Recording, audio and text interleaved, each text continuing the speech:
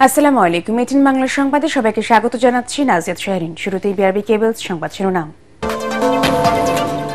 ফেব্রুয়ারিতেই জাতীয় নির্বাচন হতে হবে, এর কোনো ব্যত্যয় মেনে নেবে না বিএনপি, হুঁশিয়ারি মির্জা ফখরুলের। শীর্ষ নেতাদের নামে মিথ্যাচারের প্রতিবাদে ছাত্রদলের বিক্ষোভ সমাবেশ।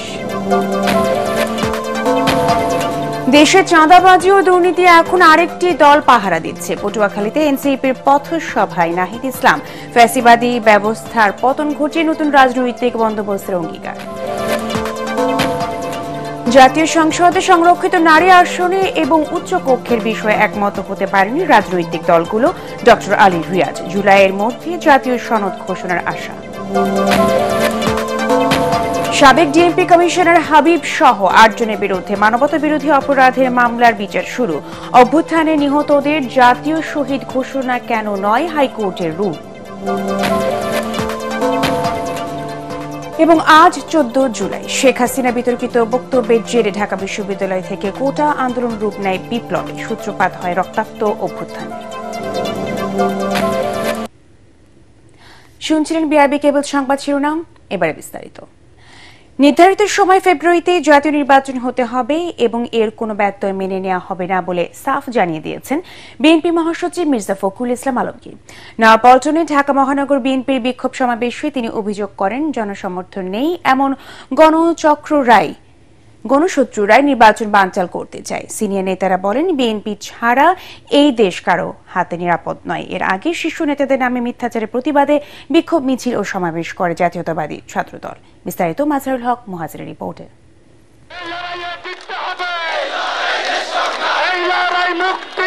পুরান ঢাকার মিটফোর্ট হাসপাতালের সামনে ব্যবসায়ী লালচাঁদ সোহাগ হত্যাকাণ্ডের পর দলের শীর্ষ নেতাদের জড়িয়ে অপপ্রচার ও ষড়যন্ত্র চলছে পুরোদমে। তারই প্রতিবাদে নেতাকর্মীদের বিক্ষোভে উত্তাল দলটির নয়াপল্টনের কেন্দ্রীয় কার্যালয়। প্রতিবাদের ভাষা স্লোগানে উঠে আসে তীব্র ক্ষোভ আর প্রতিহতের শপথ। সকলের কণ্ঠে এক সুর, ষড়যন্ত্র হয় নিঃশেষ, রুখে দিবে বাংলাদেশ।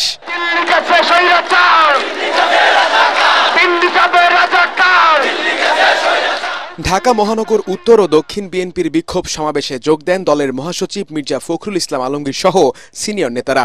কয়েকটি দলকে উদ্দেশ্য করে নীতি নির্ধারকরা বলেন, যতই চেষ্টা করা হোক না কেন ষড়যন্ত্রের ফাঁদে পা দেবে না বিএনপি। আপনাদের কথার কানে মনে হচ্ছে, আমার মনে হচ্ছে তারেক রহমান সাহেবের জীবন এখন হুমকির মুখে। আপনারা তারেক রহমান সাহেবকে সহ্য করতে পারছেন না। আপনারা সহ্য করতে পারেন বা না পারেন, আমাদের অ্যাক্টিং চেয়ারম্যান তারেক রহমান তার সুযোগ ও নেতৃত্বে দেশকে এগিয়ে নিয়ে যাবে। মনে রাখতে হবে, বিএনপি ছাড়া বাংলাদেশ কারো হাতে নিরাপদ নয়। সোহাগ হত্যাকাণ্ডের দায় বিএনপির ওপর চাপানোর চেষ্টা হচ্ছে অভিযোগ করে মির্জা ফখরুল বলেন, এসব করে দেশবাসীকে বিভ্রান্ত করা যাবে না। যারা আজকে তারেক সাহেবের বিরুদ্ধে বলে তারা গণতন্ত্রের শত্রু, যারা বিএনপির বিরুদ্ধে বলে তারা গণতন্ত্রের শত্রু। আমাদের লক্ষ্য এখন একটাই, যে বাংলাদেশে এই 26শে ফেব্রুয়ারিতে নির্বাচন হতে হবে, যেটা আমাদের তারেক রহমান সাহেব প্রধান উপদেষ্টার সঙ্গে লন্ডনে আলাপ করে ঠিক করেছেন। এর কোনো ব্যতিক্রম হবে না। আর তারপরে তোদের মাথা বিগড়ে গেছে। এর আগে কেন্দ্রীয় কার্যালয়ের সামনে বিক্ষোভ করে ছাত্রদলের নেতাকর্মীরা। ঢাকার বিভিন্ন শিক্ষা প্রতিষ্ঠান সহ বিভিন্ন এলাকা থেকে আসা নেতাকর্মীরা এতে অংশ নেন। আমাদের শীর্ষ নেতাকে নিয়ে এ ধরনের কুরুচিপূর্ণ ভাষায় স্লোগান দেওয়া হয়েছে। আমরা কোথাও মব সৃষ্টি হতে দেয়নি, কিন্তু এখানে নির্দলীয় সরকারের সুস্পষ্ট ব্যর্থতা রয়েছে এবং তাদের ইন্ধন রয়েছে। দীর্ঘদিন ধরে গোপন তৎপরতায় অভ্যস্ত গুপ্ত সংগঠন কর্তৃক মব সৃষ্টির অপচেষ্টা, শিক্ষার সুষ্ঠু পরিবেশ নষ্ট করা এবং আইন শৃঙ্খলা পরিস্থিতির অবনতির প্রতিবাদে বিক্ষোভ সমাবেশ শেষে বের করা হয় মিছিল। নয়াপল্টন থেকে শুরু করে শাহবাগে গিয়ে কর্মসূচি শেষ হয়। মিটফোর্টে সোহাগ হত্যাকাণ্ডের পর থেকেই বিএনপিকে নিয়ে এক ধরনের গভীর ষড়যন্ত্র হচ্ছে বলে অভিযোগ এই ছাত্র দলের নেতাকর্মীদের। পাশাপাশি দলের সিনিয়র নেতারাও বলছেন, দেশের অন্যতম বৃহৎ এই রাজনৈতিক দলকে নিয়ে যারা গণতন্ত্রের পথকে বিনষ্ট করতে চায়, যারা এই দলকে নিয়ে ষড়যন্ত্র করতে চায়, তাদের পরিণতি ভালো হবে না। মাজহারুল হক মুহাজির, এটিএন বাংলা, ঢাকা। একটি দল দেশে চাঁদাবাজি ও দুর্নীতি পাহারা দিচ্ছে বলে অভিযোগ করেছে জাতীয় নাগরিক পার্টির আহ্বায়ক নাহিদ ইসলাম। তিনি বলেন, অভ্যুত্থানের পর থেকে তাদের বিরুদ্ধে ষড়যন্ত্র চলছে। ফ্যাসিবাদী ব্যবস্থার বিলুপ্তি এবং নতুন রাজনৈতিক ব্যবস্থার বন্দোবস্ত প্রতিষ্ঠার অঙ্গীকারও করেন নাহিদ ইসলাম। পটুয়াখালীতে এনসিপির পথসভায় তিনি এসব কথা বলেন। পটুয়াখালী জাহিদ রিপন ও মোস্তাফিজুর রহমানের পাঠানো তথ্যচিত্রে রিপোর্ট করছেন তরিক ইসলাম।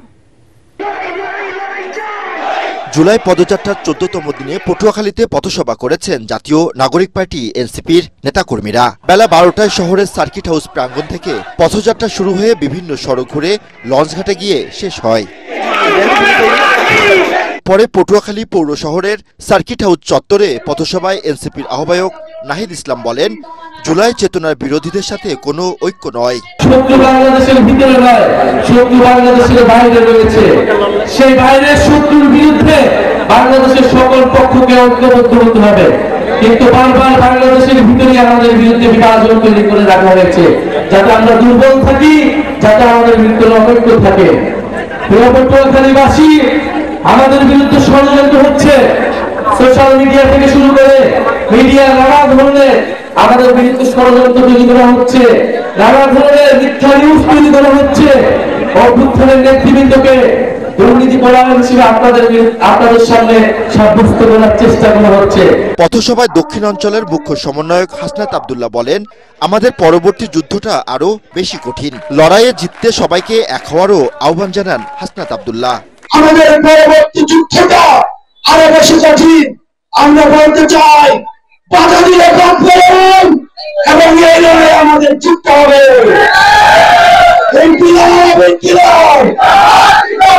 সমাবেশ শেষে বরগুনায় যান এনসিপির নেতাকর্মীরা। আমরা ইনসাফের অর্থনীতি নাগরিক মর্যাদা প্রতিষ্ঠা করব। বরগুনা বাঁচবে, বাংলাদেশ বাঁচবে। ইনশাআল্লাহ বরগুনাবাসীর বিজয় হবে, বাংলাদেশের বিজয় হবে, জাতীয় নাগরিক পার্টির বিজয় হবে। ইনকিলাব, ইনকিলাব। তরিক ইসলাম, এটিএন বাংলা, ঢাকা। ব্যবসায়ী সোহাগ হত্যাকাণ্ডকে ইস্যু বানিয়ে বিশৃঙ্খলা সৃষ্টির মাধ্যমে জাতীয় নির্বাচনকে বাধাগ্রস্ত করার ষড়যন্ত্র হচ্ছে বলে অভিযোগ করেছেন বিএনপি মহাসচিব মির্জা ফখরুল ইসলাম আলমগীর। চেয়ারপারসনের গুলশান কার্যালয়ের সংবাদ সম্মেলনে তিনি বলেন, এটিকে ইস্যু করে একটি মহল বিএনপির শীর্ষ নেতাদের চরিত্র হননের দুঃসাহস দেখাচ্ছে। রহস্যজনকভাবে প্রকৃত খুনিদের ধরা হচ্ছে না বলেও অভিযোগ করেন মির্জা ফখরুল। রিপোর্ট মইনুল আহসানের। বিসমিল্লাহির রহমানির রহিম। মিটফোর্ডে ব্যবসায়ী লালচাঁদ সোহাগ হত্যাকাণ্ড নিয়ে সরকার ও আইনশৃঙ্খলা বাহিনীর ভূমিকা রহস্যজনক ও নানা প্রশ্নের জন্ম দিয়েছে বলে সংবাদ সম্মেলনে অভিযোগ করেন বিএনপি মহাসচিব।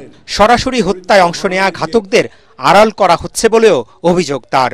নৃশংসতার মাধ্যমে এই হত্যাকাণ্ডে সরাসরি অংশগ্রহণকারীদের এ পর্যন্ত গ্রেপ্তার করা দূরে থাক, আইন প্রয়োগকারী সংস্থা এখনো তাদের নাম পরিচয় পর্যন্ত উদ্ঘাটন করতে সক্ষম হয়নি। ৯ জুলাইয়ের ঘটনা 11 জুলাই শুক্রবার জুমার নামাজের পর ইন্টারনেটে ছড়ানো শুরু করা হয়েছিল। পুলিশের যে ইনভেস্টিগেশন, তার রিপোর্টে কিন্তু বলা হচ্ছে এটা কোনো চাঁদাবাজির ব্যাপার ছিল না, এটা সম্পূর্ণভাবে ব্যবসায়িক ঘটনা থেকে এটা সংঘটিত হয়েছে। হত্যাকাণ্ডের দ্রুত বিচার ও দৃষ্টান্তমূলক শাস্তি দ্রুত কার্যকর করার বিষয়ে আমাদের দলীয় অবস্থান সুদৃঢ়। স্থায়ী কমিটির সদস্যদের উপস্থিতিতে ব্রিফিংয়ে মির্জা ফখরুল বলেন, সোহাগ হত্যার ঘটনায় রাজনৈতিক ফায়দা নিতে একটি মহল বিএনপির শীর্ষ নেতাদের নামে অশ্লীল ও কুরুচিপূর্ণ প্রচারণা চালাচ্ছে। একটি চিহ্নিত মহল পরিকল্পিতভাবে আমাদের দল এবং শীর্ষ নেতৃত্বের শালীনতা ও চরিত্রহরণের দুঃসাহস প্রদর্শন করছে। এই হত্যাকাণ্ডের ঘটনা কোনো রাজনৈতিক স্বার্থসিদ্ধির জন্য ব্যবহার হচ্ছে কিনা এবং এর মাধ্যমে আসন্ন জাতীয় নির্বাচনের পরিবেশকে বিঘ্নিত করার জন্য বিশেষ কোনো মহলের প্ররোচনায় এই ধরনের ঘটনাকে অজুহাত হিসেবে ব্যবহার করা হচ্ছে কিনা এ নিয়ে সন্দেহ করবার যথেষ্ট অবকাশ রয়েছে। রাজনৈতিক পরিস্থিতির অবনতির পরিণাম কারো জন্য শুভ হবে না সতর্ক করে বিএনপি মহাসচিব বলেন, দেশের স্বার্থে জুলাই অভ্যুত্থানে গড়ে ওঠা জাতীয় ঐক্য ধরে রাখতে হবে। এই বিষয় নিয়ে যারা রাজনৈতিক পরিবেশ নষ্ট এবং জাতীয় নির্বাচনকে বাধাগ্রস্ত অনিশ্চিত করতে চান, প্রকারান্ত ফ্যাসিবাদ উত্থানের পথ যারা সৃষ্টি করতে চান, তাদেরকে চিহ্নিত করা ও প্রতিহত করার প্রত্যয় একই সাথে আমরা উচ্চারণ করতে চাই। লিখিত বক্তব্যে জানানো হয়, দলীয়ভাবে তদন্ত কমিটি গঠন করে সোহাগ হত্যার প্রকৃত কারণ উদ্ঘাটন করে দেশবাসীর সামনে তুলে ধরা হবে। Thank you. Moinul Hasan, ATN Bangla, Dhaka. জাতীয় সংসদে সংরক্ষিত নারী আসন সংস্কার এবং উচ্চ কক্ষ গঠনের প্রক্রিয়া নিয়ে ঐকমত্য কমিশনের সাথে আলোচনায় একমত হতে পারেনি রাজনৈতিক দলগুলো। সংবিধানের ৬৫ অনুচ্ছেদ বিলোপ করে প্রত্যেক দলকে অন্তত ২৫% নারীদের সরাসরি ভোটে নির্বাচনের প্রস্তাব কমিশন দিলে তা প্রত্যাখ্যান করে রাজনৈতিক দলগুলো। এছাড়া উচ্চ কক্ষ গঠন প্রক্রিয়া নিয়েও একমত হতে পারেনি তারা। কমিশনের সহসভাপতি ড আলী রিয়াজ জানিয়েছেন, এই বিষয়ে আলোচনা করে একটি ঐক্যে পৌঁছানোর চেষ্টা করা হচ্ছে। ইমদাদুল্লাহ বাবুর রিপোর্ট। আলোচনার জন্য রাজধানীর ফরেন সার্ভিস একাডেমিতে সংবিধান সংস্কার বিষয়ে ঐকমত্য কমিশনের সাথে আলোচনার ১৩তম দিনের বিষয়বস্তু ছিল সংরক্ষিত নারী আসন সংস্কার এবং উচ্চ কক্ষ গঠন। এতে সংবিধানের ৬৫ নম্বর অনুচ্ছেদ বাতিল করে প্রত্যেক দলকে অন্তত ২৫% সরাসরি নারী প্রার্থী দেওয়ার প্রস্তাব করে কমিশন। এর বিরোধিতা করে ৫০টি আসনের বদলে সংরক্ষিত নারী আসন ১০০টি করার প্রস্তাব দেয় রাজনৈতিক দলগুলো। আমাদের রাজনৈতিক দলগুলোর মধ্যে নানা প্রশ্নে ভিন্নমত থাকলেও এই প্রশ্নে সাধারণ ঐক্যমত ছিল এটাকে ১০০তে বৃদ্ধি করা হবে। গোটা ব্যাপারটাই তারা উল্টোভাবে নতুন প্রস্তাবে ১ নম্বর বলেছেন জাতীয় সংসদে সংরক্ষিত নারী আসন বিলুপ্ত হবে। আমরা ঘোরতর দ্বিমত করেছি। টার্মস অফ রেফারেন্সের বাইরে যে ঐকমত্য কমিশন প্রতিনিয়ত নতুন নতুন ইনোভেশন নিয়ে আসছে, বাইরের একটা অংশ ওনাদেরকে আপনার বিভিন্ন রকম প্রস্তাবনা দেওয়ার ব্যাপারে প্রভাবিত করছেন এবং আমরা আলোচনার টেবিলে সেটা বুঝতে পারি। পরে দ্বিকক্ষ বিশিষ্ট আইনসভা গঠন নিয়ে কমিশনের সাথে আলোচনা হয় রাজনৈতিক দলগুলোর। উচ্চকক্ষের ব্যাপারে ঐক্যমত্যে পৌঁছায় দলগুলো। তবে কোন কোন দল সরাসরি জনগণের ভোটে উচ্চকক্ষের প্রতিনিধি নির্বাচনের প্রস্তাব দেয়, আর কোন কোন দল নিম্নকক্ষের প্রতিনিধির ভোটে উচ্চকক্ষ গঠনের প্রস্তাব দেয়। কার্যকর উচ্চকক্ষ বাস্তবায়নের জন্য উচ্চকক্ষে পিআর পদ্ধতিতে প্রতিনিধিত্ব ঠিক করার বিধান অবশ্যই আমাদেরকে একমত হতে হবে। যারা এই বিষয়গুলোতে একমত হতে চান না, তারা আসলে পূর্বেকার যে সিস্টেম সেটাকেই তারা সামনের থেকে কন্টিনিউ করে নিয়ে যেতে চান। মোর দেন 2/3 অলরেডি পিআর বাই ভোটার্স আপার হাউসে ঐকমত্য পোষণ করেছি। আমরা 32টা দল, 31টা দল একমত, একটা দল দ্বিমত। তাহলে এটাকে কি বলবো, আমরা কনসেনসাস বলবো, একমত হিসেবে বলবো, না হয় নাই বলবো? উচ্চ কক্ষের ধারণায় যদি ঐকমত্য না আসে সেই ক্ষেত্রে কি করা যায় সেই সিদ্ধান্ত হয়তো পরে হবে, কিন্তু এখনই যদি অভিযোগ করা হয় যে উচ্চ কক্ষকে দুর্বল করা, যেখানে উচ্চ কক্ষ গঠিত হয় না সেখানে সবল এবং দুর্বল করার প্রশ্ন তো আসে না। কমিশনের সহসভাপতি আশা করছেন শিগগিরই এই দুই বিষয়ে ঐকমত্য গঠন সম্ভব হবে। জুলাইয়ে ঘোষিত হবে জাতীয় সনদ।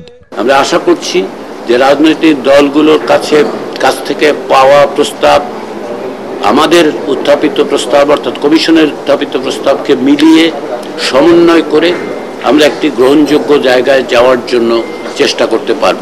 এখনো আমরা চেষ্টা করছি, এই আশাবাদ আমাদের আছে যে জুলাই মাসের মধ্যে আমরা একটি জাতীয় সনদ তৈরি করব। সংলাপে বিএনপি, জামায়াতে ইসলামী, এনসিপি, ইসলামী আন্দোলন, সিপিবি ও গণসংহতি আন্দোলন সহ ৩০টি রাজনৈতিক দল অংশ নেয়। মঙ্গলবার আবারও এই দুই বিষয়ে রাজনৈতিক দলগুলোর আলোচনা হবে। ইমদাদুল্লাহ বাবু, এটিএন বাংলা, ঢাকা। জুলাই আন্দোলনের রাজধানী চানখারপুলে ৬ জনকে হত্যার ঘটনায় মানবতা বিরোধী অপরাধের মামলায় সাবেক ডিএমপি কমিশনার হাবিবুর রহমান সহ ৮ পুলিশ সদস্যের বিচার শুরুর আদেশ দিয়েছে আন্তর্জাতিক অপরাধ ট্রাইব্যুনাল। বিচারপতি গোলাম মর্তুজা মজুমদারের নেতৃত্বে ৩ সদস্যের ট্রাইব্যুনাল এক আসামির অব্যাহতির আবেদন খারিজ করে তাদের বিরুদ্ধে অভিযোগ গঠন করেন। এদিকে গুমের ঘটনা তদন্তে নারায়ণগঞ্জের ৭ খুন মামলায় মৃত্যুদণ্ডপ্রাপ্ত ৩ জনকে জিজ্ঞাসাবাদের অনুমতি দিয়েছে ট্রাইব্যুনাল। রিপোর্টে বিস্তারিত জানাচ্ছেন হুমায়ুন চিস্তি।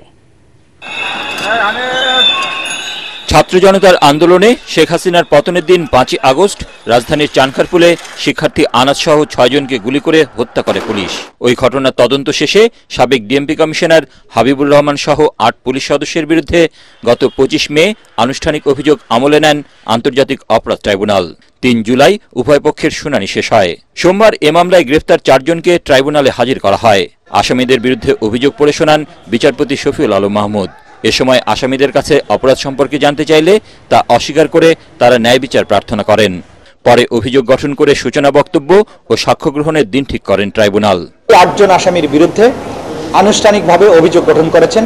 অভিযোগটা হচ্ছে 5ই আগস্ট 2024 সালে ঢাকা মহানগরীর চানখারপুর এলাকায় মানবতা বিরোধী অপরাধ সংগঠনের মাধ্যমে 6 জন তরুণকে গুলি করে হত্যা করা। আগামী 10 আগস্ট অভিযোগের পরে যে ওপেনিং স্টেটমেন্ট বলে সেই স্টেটমেন্টের জন্য দিন ধার্য করা হয়েছে এবং 11ই আগস্ট থেকে এই মামলার আনুষ্ঠানিক সাক্ষ্য গ্রহণ শুরু হবে। জুলাই আন্দোলনে মানবতা বিরোধী অপরাধের ঘটনায় অভিযোগ গঠন হওয়া এটি দ্বিতীয় মামলা। বিচারে সাক্ষ্য প্রমাণ শেষে খালাস পাবেন বলে আশা করছেন আসামি পক্ষ।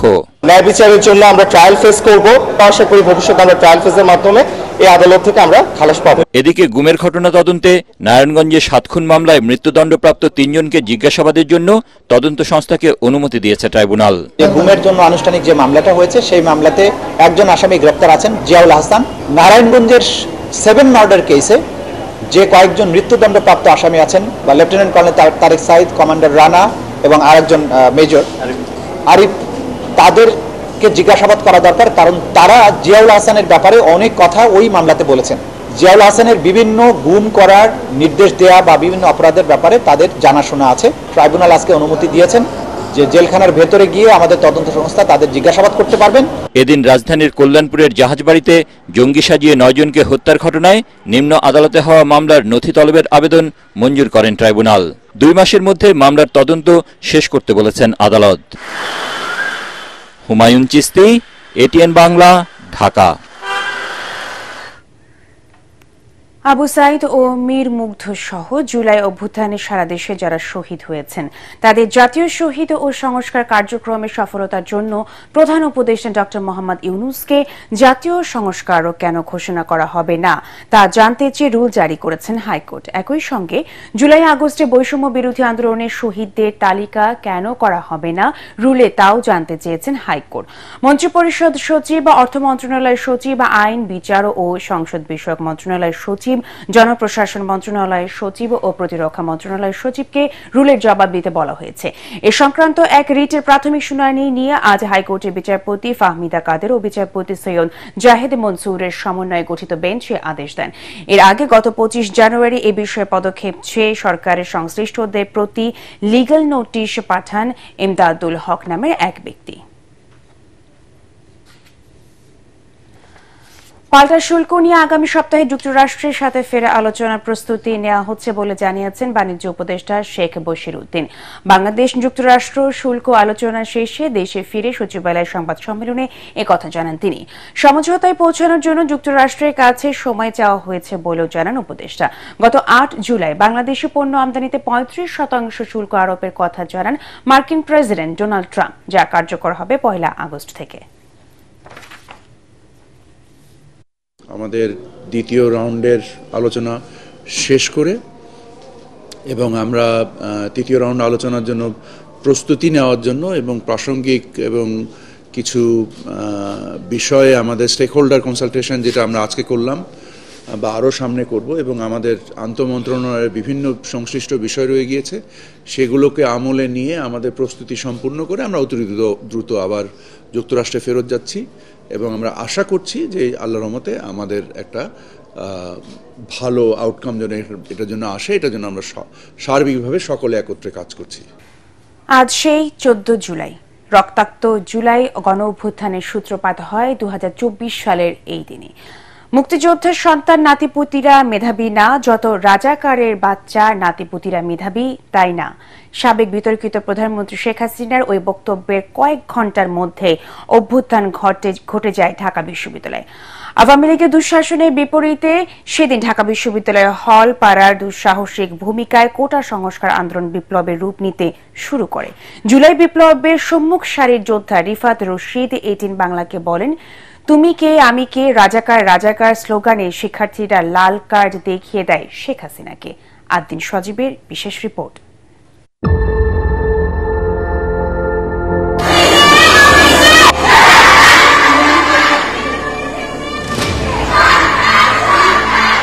প্রকৃতির নিয়ম মেনেই সূর্যাস্ত হলেও সেদিন এর সঙ্গে সঙ্গে আওয়ামী লীগের দীর্ঘ শাসন পতনের প্রতিধ্বনি শোনা যায় ঢাকা বিশ্ববিদ্যালয়ের হলপাড়ায়।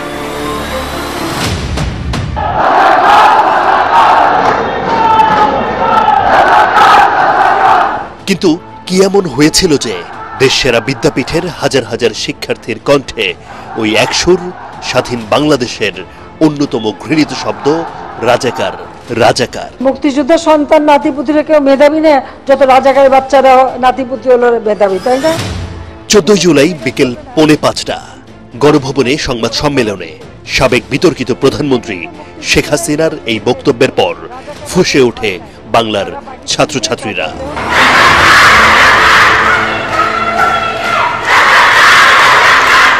গতি পায় কিছুটা ধীর গতিতে চলা কোটা সংস্কারের দাবিতে বৈষম্য বিরোধী ছাত্র আন্দোলন।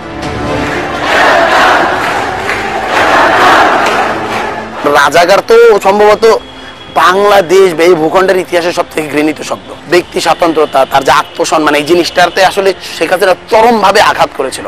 ওই ক্ষোভটা শিক্ষার্থীদের পাবলিক স্পেয়ারের ভিতরে আমরা দেখতে পাচ্ছি যে কিভাবে এই ক্ষোভটা আসলে প্রকাশ হয়েছিল, এবং ঢাকা বিশ্ববিদ্যালয় ওই দিন আসলে একটা অভ্যুত্থান হয়ে গিয়েছিল হলগুলোর মাঝে। হলপাড়ার প্রতিবাদে উত্তপ্ত হয়ে ওঠে ঢাকা বিশ্ববিদ্যালয়। রাতে রাজু ভাস্কর্য এবং উপাচার্যের বাসভবনের সামনে জড়ো হয়ে নানা স্লোগান দেন বিক্ষুব্ধ শিক্ষার্থীরা। যারা রাজাকারদের পক্ষে তোষণ করে চাকরিতে যাওয়ার যোগ্যতা তাদের থাকে। আমাদের রাজনৈতিক বোঝাপড়ার মাঝে ছিল আমরা যেদিন ঢাকা বিশ্ববিদ্যালয়ের হলগুলোকে ছাত্রলীগ মুক্ত করতে পারবো, তার 15 দিনের মাথায় আমরা শেখ হাসিনাকে ফালা দিতে পারবো। ছাত্রলীগের হুঙ্কার তোয়াক্কা না করে আন্দোলনকে নতুন মাত্রা দেয় নারী শিক্ষার্থীরা। কুয়েতমন্ত্রী হল, ফজিলাতুন্নেসা হল, বেগম রোকেয়া এবং শামসুন নাহার হলের ছাত্রীরা থালাবাসন হাতে লাল কার্ড দেখায় শেখ হাসিনাকে। একটা যে নতুন করে একটা ব্যানার বানাবো ই করবো, তো ওই টাকাটা ছিল না, তখন লুথর ভাইকে যায় বলে যে ভাই টাকা দেন ব্যানার দিবেন। তখন এর মাঝে আমাদের বাকের ভাই বলে উঠলো, যদি ভাই আজকে আপনি যদি 500 টাকা দেন তাহলে আমরা হাসিনারে ফালাই দিই। সে তখন হলো গিয়ে 500 টাকার জায়গায় 1000 টাকা বের করে দিছে, বলছে যে যা নিয়ে যায়। কোটা সংস্কার আন্দোলন রূপ নিতে শুরু করে জুলাই বিপ্লবে। ওই রাতেই ঢাকা ছাড়াও রাজশাহী বিশ্ববিদ্যালয়, সিলেট সহ দেশের বিভিন্ন শিক্ষা প্রতিষ্ঠানে বিক্ষোভ মিছিল করে শিক্ষার্থীরা। জাফর ইকবালরা তো বাংলাদেশে সবসময় ফ্যাসিবাদদেরকে লেজিটিমেসি দিয়ে আসছে। হাসিনার বাই ব্লাড হলো ফ্যাসিবাদী হওয়ার চিন্তাতে তার বাবা যখন মারা গেছে বাংলাদেশের মানুষ মিষ্টি বিলাইছে, এরা সবাই আমার ফ্যামিলির শত্রু, আমার সবাই শত্রু। এই মুজিববাদী যে কালচারাল হেজমনি তারা এবং মিডিয়া পারা, এরাই আসলে শেখ হাসিনাকে যে ফ্যাসিবাদী কাঠামো সেই স্ট্রাকচারটাকে বৈধতা দিয়েছে। একের পর এক ভুলে পতনের ক্ষণ শুরু হয় আওয়ামী লীগের। বিশ্ববিদ্যালয় থেকে আন্দোলন ছড়িয়ে পড়ে গণমানুষের মাঝে। 5 আগস্টের গণ অভ্যুত্থানে ভারতে পালিয়ে শেখ হাসিনা বুঝিয়ে দেন এই দেশ বাংলাদেশ, এই ছাত্র শ্রমিক জনতা।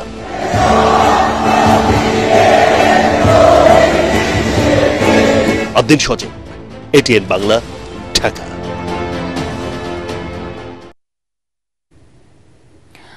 গণভবনে জুলাই স্মৃতি জাদুঘর 5 আগস্ট আনুষ্ঠানিকভাবে উদ্বোধন করা হবে বলে জানিয়েছেন সংস্কৃতি উপদেষ্টা মোস্তফা সরওয়ার ফারুকী। জুলাই গণঅভ্যুত্থানে পুনর্জাগরণ অনুষ্ঠান মালা নিয়ে গণভবনে সংবাদ সম্মেলনে এই তথ্য জানান তিনি। উপদেষ্টা আরও বলেন, গণভবন একটা ক্রাইম জোন, এখান থেকে হত্যা, গুম, খুনের পরিকল্পনা করা হয়। ভবনটিকে এমনভাবে জাদুঘরে রূপান্তরিত করা হবে যাতে শেখ হাসিনার ফ্যাসিবাদের বাস্তব চিত্র ফুটে ওঠে। জাদুঘর কর্তৃপক্ষ জানায় প্রতিটি স্তরে সাজানো হবে আওয়ামী লীগের 16 বছরের ভয়াবহ ফ্যাসিবাদের বাস্তব চিত্র। তারা জানান শুধু বাংলাদেশ নয়, পুরো বিশ্বের জন্য উন্মুক্ত থাকবে জুলাই স্মৃতি জাদুঘর। তবে বেশ কিছু কাজ বাকি থাকায় কিছুটা সময় লাগবে বলেও জানানো হয় সংবাদ সম্মেলনে। 14 জুলাই 5 আগস্ট এটার এক ধরনের একটা আনুষ্ঠানিক উদ্বোধন হবে। তবে দর্শনার্থীদের ভিজিটের জন্য ওপেন করা হবে কিনা এটা নিশ্চিত না। আমার ধারণা এটা আরও সময় লাগবে, কারণ প্রচুর কাজ বাকি। আর আপনি যখন এই জুলাই জাদুঘরে ভিজিট করবেন তখন আপনি জুলাই এবং কেন জুলাই হলো, 16 বছরে আওয়ামী লীগের দুঃশাসন কি কি হয়েছিল তার দালিলিক প্রমাণ, অডিও ভিজুয়াল প্রমাণ, ফলে এটা যেন একটা এক্সপিরিয়েন্সিয়াল মিউজিয়াম হয়ে ওঠে। বাংলাদেশে চলমান রাজনীতিতে যে অস্থিরতা বিরাজ করছে তা সমাধানের একমাত্র পথ রাজনৈতিক ঐক্য বলে মনে করেন গণফোরামের এমিরেটাস সভাপতি ডক্টর কামাল হোসেন।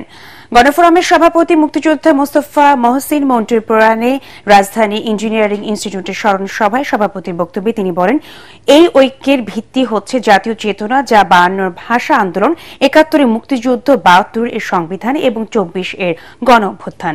এ সময় উপস্থিত ছিলেন বিএনপি মহাসচিব মির্জা ফখরুল ইসলাম আলমগীর, দলের স্থায়ী কমিটির সদস্য আমির খসরু মাহমুদ চৌধুরী, নাগরিক ঐক্যের সভাপতি মাহমুদুর রহমান মান্না, গণসংহতি আন্দোলন প্রধান সমন্বয়কারী জুনায়েদ সাকির সহ আরো অনেকে। এ সময় ফ্যাসিবাদ প্রতিরোধে জাতীয় ঐক্যের গুরুত্ব তুলে ধরেন বক্তারা।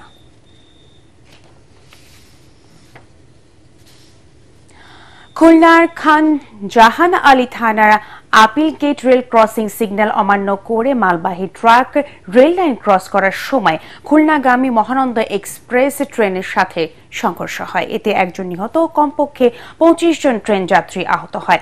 আহতদের বিভিন্ন হাসপাতালে নেওয়া হয়েছে। রাত 9:30টায় ট্রেন উদ্ধার করে খুলনা স্টেশনে নেওয়া হয়েছে।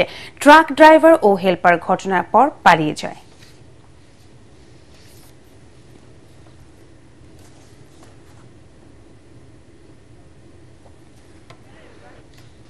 গেল এক বছরে রাজধানী মোহাম্মদপুর, আদাবর ও শ্যামলী থেকে 750 ছিনতাইকারী, ডাকাত, চাঁদাবাজ সহ বিভিন্ন অপরাধীকে গ্রেফতার করেছে র্যাব। সংবাদ সম্মেলনে র্যাব 2 এর অধিনায়ক খালিদুল হক হাওলাদার জানায়, আইনি শৃঙ্খলা নিয়ন্ত্রণে এই পর্যন্ত 20টি সক্রিয় সন্ত্রাসী গ্রুপকে নিষ্ক্রিয় করেছেন তারা। তবে গ্রেফতার হওয়া অনেক অপরাধী জামিনে বের হয়ে আবারও অপরাধের সাথে জড়িয়ে পড়ছে বলেও জানান তিনি। মনির হোসেন তপু রিপোর্ট। 5 আগস্ট পরবর্তী নানা প্রেক্ষাপটে সন্ত্রাসী কর্মকাণ্ড বেড়ে যায় রাজধানীতে। অপরাধ দমনে কঠোর অভিযানের নামে আইন শৃঙ্খলা বাহিনী শুধুমাত্র মোহাম্মদপুর কেন্দ্রিক সন্ত্রাসী কর্মকাণ্ডে জড়িত 7 শতাধিক অপরাধীকে আইনের আওতায় এনেছে র্যাব। তাদের দাবি, চাঁদাবাজি নিয়ন্ত্রণ করা গেলেও ছিনতাই বেড়েছে।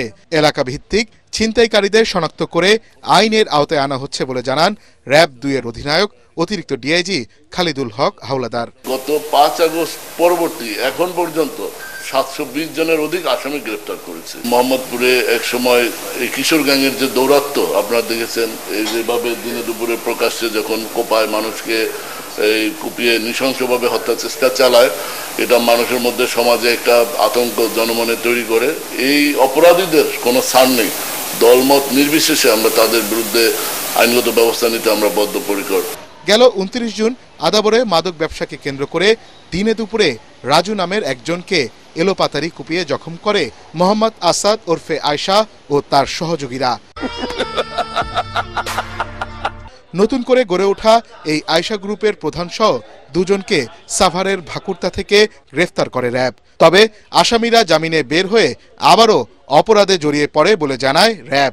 অপরাধী যতবার আমাদের সামনে সমাজে ফিরে আসবে, অপরাধ করবে, আমরা ততবার তাকে ধরবো। এই যে টুন্ডাবাবু যে গ্রুপটা করেছিল, টুন্ডাবাবুকে আমি 2 বার ধরেছি। সন্ত্রাসীদের কোনো রাজনৈতিক পরিচয় নেই। যে অপরাধ করবে তার বিরুদ্ধে 0 টলারেন্সের কথা জানায় র্যাব। মনির হোসেন তপু, এটিএন বাংলা, ঢাকা। স্বচ্ছতা, জবাবদিহিতার অভাবে পুঁজি বাজারে বিদেশি বিনিয়োগ আসছে না বলে মনে করেন সাবেক বাণিজ্য মন্ত্রী ও বিএনপির নেতা আমির খসরু মাহমুদ চৌধুরী। দেশি বিদেশি বিনিয়োগকারীদের আস্থায় ফেরাতে শেয়ার বাজার পুনর্গঠনে বিভিন্ন সংস্থার সমন্বয়ে বাস্তবসম্মত পদক্ষেপ নেওয়ার আহ্বান জানান তিনি। ইকোনমিক রিপোর্টার্স ফোরাম আয়োজিত আলোচনা সভায় ডিএসই এর চেয়ারম্যান বলেন, পুঁজিবাজারে পুনর্জাগরণ করতে হলে পুনর্গঠন জরুরি। শেরফুল আলমের রিপোর্ট। বিগত আওয়ামী লীগ সরকারের আমলে দেশের পুঁজিবাজার অনেকটাই ছিল লুটেরাদের দখলে। তাদের পছন্দমতো শেয়ারের দাম ওঠানামায় সহায়তা করত খোদ সরকারের নিয়ন্ত্রক সংস্থা। ফলে বিনিয়োগ করে নিঃস্ব হয়েছেন অনেক ক্ষুদ্র বিনিয়োগকারী। ইআরএফ আয়োজিত সেমিনারে সাবেক বাণিজ্যমন্ত্রী আমির খসরু মাহমুদ চৌধুরী বলেন, সঠিক পরিকল্পনা করে সরকারের হস্তক্ষেপ থামানো গেলে পুঁজিবাজারে এখনো আস্থা ফেরানো সম্ভব। ফ্রন্টিয়ার ফান্ড বলেন, আপনি ইমার্জিং ফান্ড বলেন, লট অফ ইন্টারেস্ট। তারা কিন্তু এখানে ফান্ড নিয়ে আসতে চায়, কিন্তু তারা এইসব দেখে আর কিছু আসতে চায় না। সাবেক বাণিজ্যমন্ত্রী বলেন, লেনদেন ও সূচক এমন অবস্থায় নেমেছে যে অনেক বিদেশি প্রতিষ্ঠান এখন বিনিয়োগে আগ্রহী হচ্ছে না পুঁজিবাজারে। না সেলফ রেগুলেট করতে পারতেছে, না রেগুলেট করতে পারতেছে। So this is another conflict. So SEC role, self-regulatory role has to be ensured. Bangladesh জাতীয়তাবাদী দল যদি ক্ষমতায় আসে, we will own up the market.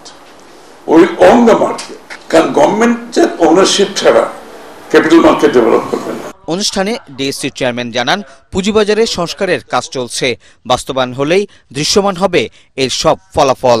Financial স্টেটমেন্টগুলোকে যদি পাবলিকলি অ্যাভেলেবল করা হয় থ্রু স্টক এক্সচেঞ্জ, এখানে অসঙ্গতিগুলো ধরা হয়, তাহলে আমার মনে হয় যে সেখান থেকে একটা ভালো রেজাল্ট আসতে পারে। আমরা চাচ্ছি আগামী 1 বছরের মধ্যে 10 লার্জ ক্যাপ প্রতিষ্ঠানকে তালিকাভুক্ত করার জন্য। সেখানে আমরা 2 মাসের মধ্যে যে কোনো অ্যাপ্লিকেশন আমরা প্রসেস করব, যেটা এই মুহূর্তে আমরা দেখেছি প্রায় 2 বছর লেগে যায়। পুঁজিবাজারের সব কার্যক্রম ডিজিটাল করা হচ্ছে বলেও জানান তিনি। শরফুল আলম, এটিএন বাংলা, ঢাকা। আল আরাফা ইসলামী ব্যাংক অর্থ সংবাদ।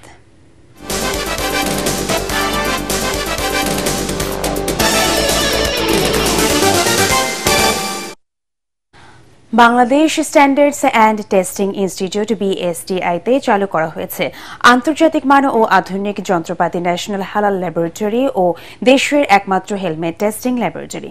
সকালে রাজধানী তেজগাঁওয়ে BSTI কার্যালয়ে এর উদ্বোধন করেন শিল্প ও গৃহায়ন ও গণপূর্ত উপদেষ্টা আদিলুর রহমান। এ সময় ল্যাবরেটরি ঘুরে দেখেন তিনি। রপ্তানি সম্ভাবনাকে কাজে লাগাতে এই ল্যাবরেটরি গুরুত্বপূর্ণ ভূমিকা রাখবে বলে মনে করেন উপদেষ্টা। আন্তর্জাতিক সংবাদ।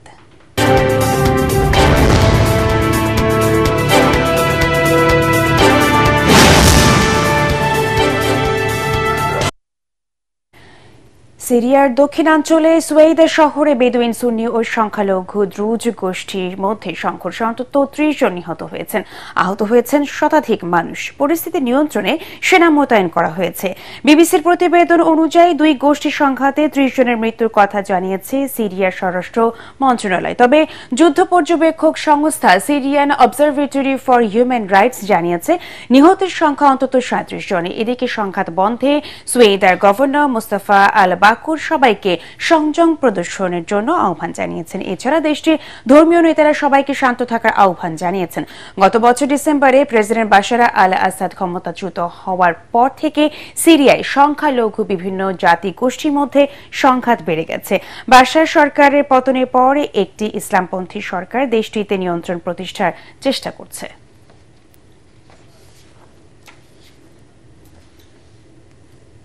খেলার খবর।